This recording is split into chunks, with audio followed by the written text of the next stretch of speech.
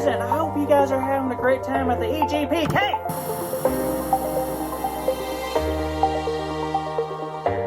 It's a really good experience for anyone to meet Jesus. You really feel what's going on here. Talk to God and be able to encounter Him. I get to experience God's hand. Giving everything to God. The energy is just on another level. Just lit.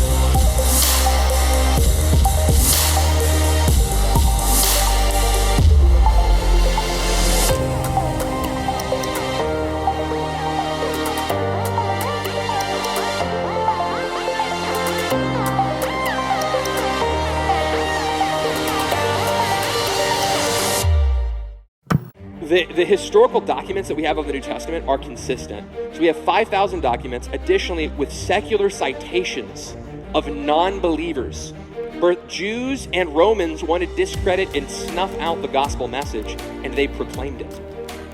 We've got really no proof that it was ever actually written by the original. We have 5,000 copies in Greek! The Bible was put together by the apostles and was duplicated. We have the historical evidence. That's an overwhelming amount of historical evidence.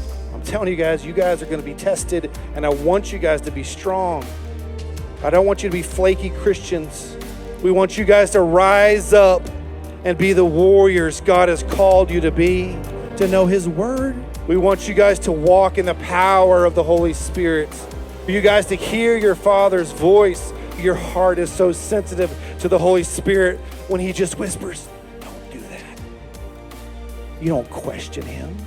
You don't argue with Him because you know He's your Father. You know He loves you. You know He has your best interest in mind.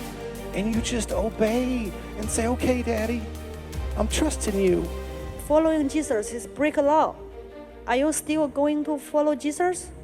So they closed our church and put my dad in prison. We don't know where's he. We don't know he's still alive or not. We found out he's still alive. Yeah. I'm feeling Jesus Christ is really stay with me. And God is so close.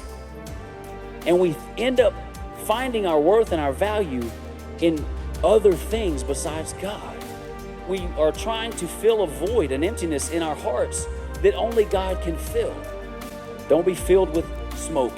Don't be filled with vape, with chemicals. Don't be filled with sexual temptation. Don't be filled with any of this stuff. But instead be filled with the Holy Spirit.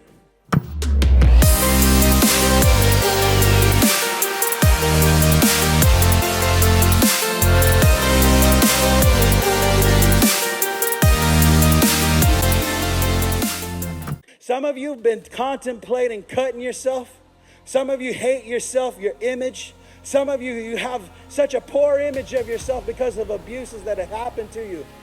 And it's made you think that you're worthless. It's made you think that you're no good. But I want you to know here tonight, God is going to restore you to how He thinks about you. Because it doesn't matter what anybody else thinks about you. All that matters is what He thinks about you. You said you thought you had me because of PTSD. You thought you had me because of depression. You thought you had me because of anxiety. You thought you had me because I felt worthless. You thought you had me. I don't think so. My God is the champion, and He has given me His belt to carry, and I carry it with authority because Jesus died for me.